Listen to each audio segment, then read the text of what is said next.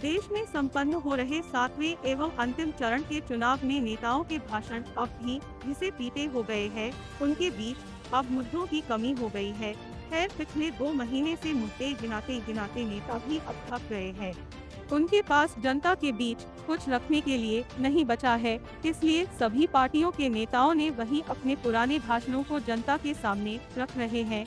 कोई संविधान की दुहाई दे रहा है, तो कोई अयोध्या में मंदिर निर्माण को लेकर अपने भाषणों को दोहरा रहा है। बस खास बात यह रही कि कुछ लोगों को कुछ नहीं मिला, आमने सामने दाएं बाएं जनता पर ही बोलना शुरू कर दिया। खैर, इस भीषण गर्मी में सभी पार्टियों के सुप्रीमो और नेताओं के साथ कार्यकर्ता और जनता भी औपचारिकता में लगी हुई है। मैं सबसे पहले आप सबका बहुत बहुत धन्यवाद और आभार प्रकट करना चाहता हूं। मैं देख रहा हूं जहां पंडाल हमारा भरा दिखाई दे रहा है, पंडाल जहां नहीं है, हमारे दाईं तरफ दूर तक और बाईं तरफ बड़ी संख्या में और पीछे पेड़ों से लेकर के एम्बुलेंस से आगे तक और इस मंच के दाएं और बाएं ओर बड़ी संख्या में लोग दिखाई दे रहे हैं। मैं एक एक साथी जो यहाँ पर उपस्थित है, आप सबका इस तपती हुई गर्मी में जहां आपने मनोबल और जोश बढ़ाने राम भक्तों का आवभगत करने वाली, आपको पुण्य का भागीदार बनाने वाली भारतीय जनता पार्टी, और इसीलिए मैं आया हूं आपसे कहने के लिए, पूरे देश की जो आवाज है, आवाज यही है कि जो राम को लाए हैं, जो राम को लाए हैं और राम भक्त ही राज करेगा। आप सहमत हैं ना? इसके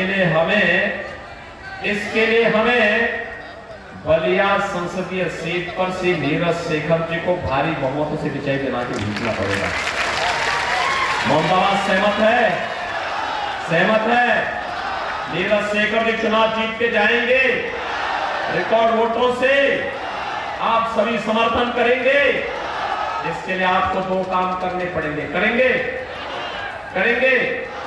एक 4 दिन का समय है, 28, 29, 30 और 31। इन 4 दिनों में आपसे मैं अपील करूंगा कि आप में से हर व्यक्ति 10-10 घर में जाकर के एक मतदाता से मिलना है और कहना, मोदी जी के नेतृत्व में आत्मनिर्भर और विकसित भारत के लिए, राम राज्य की संकल्पना को साकार करने के लिए, देखो याद रखना, ये समाजवादी पार्टी तो कुछ नहीं करेगी, लेकिन हम कह सकते हैं कि अयोध्या और काशी के बाद अब हम मथुरा की तरफ ही जा रहे हैं। हम ही जाएंगे उधर भी। और इसलिए बहनों और भाइयों, मैं आपसे कहूंगा, घर घर जाना है, आत्मनिर्भर भारत के लिए, विकसित भारत के लिए मोदी जी को फिर से प्रधानमंत्री बनाना है। इसके लिए कमल चुनाव चिन्ह पर बटन दबाना है। बोलेंगे? सहमत करेंगे?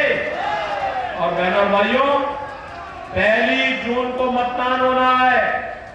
1 जून के मतदान के दिन